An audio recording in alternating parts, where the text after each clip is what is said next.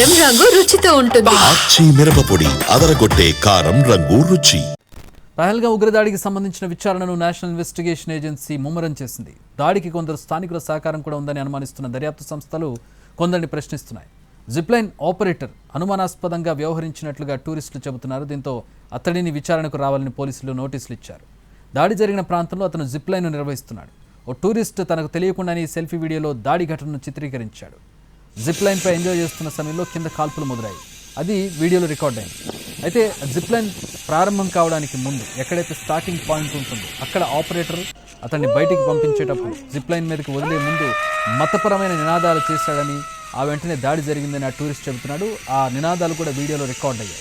తన ముందు జిప్లైన్కి పైకి వేరే వాళ్ళు వెళ్ళినప్పుడు ఎలాంటి నినాదాలు చేయలేదని, కానీ తాను వెళ్ళినప్పుడు మాత్రమే అనుమానాస్పదంగా వ్యవహరించాడని చెబుతున్నాడు. దీంతో ఎన్ఐఏ అతన్ని విచారణకు రావాలని కోరింది.